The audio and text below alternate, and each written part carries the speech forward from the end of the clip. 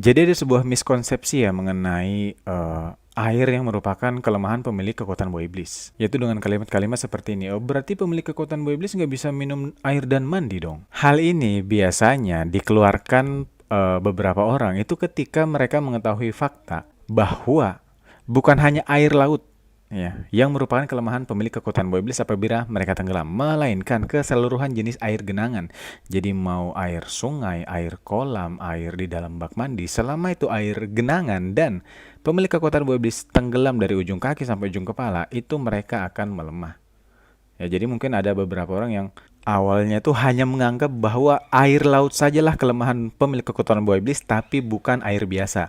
Dan ketika mengetahui fakta bahwa semua air merupakan kelemahan dari pemilik kekuatan buah iblis, eh, beberapa dari orang-orang tuh denial ya dengan mengatakan pertanyaan atau kalimat seperti berarti pemilik kekuatan buah iblis nggak bisa minum air dan mandi dong ya. Di SBS volume 40 sendiri, Oda sudah menjelaskan bahwa kata laut yang ada di duniawan itu merujuk pada air sungai, air kolam, juga semua jenis air genangan, air tergenang. Dan kata tenggelam di sini itu dari ujung kaki sampai ujung kepala, bukan cuma sekedar dicipratkan. Jadi, pemilik kekuatan buah iblis juga akan melemah apabila tenggelam. Tenggelam di segala jenis air, bukan hanya air laut saja. Karena, seperti kata Oda di SBS volume 41, kata laut di sini merujuk pada semua air yang berasal dari sungai, kolam, termasuk juga laut, ya, dan segala jenis air genangan yang membuat usernya itu tenggelam dari ujung kaki sampai ujung kepala. Kata kuncinya tenggelam. Jadi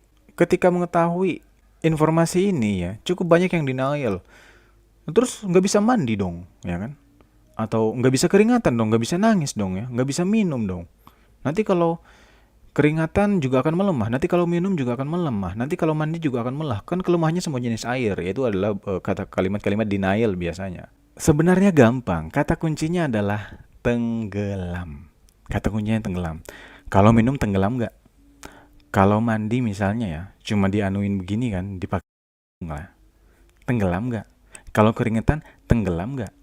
Kalau tenggelam, iya akan melemah juga gitu loh.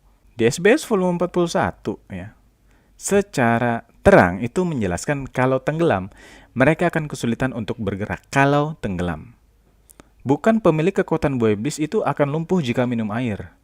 Jadi jelas beda antara kata tenggelam dengan minum air, gitu ya kan? Jadi kelemahan pemilik kekuatan buah iblis adalah semua jenis air genangan apabila usernya tenggelam.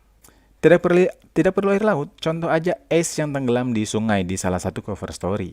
Dia tenggelam di air sungai pak, bukan di air laut.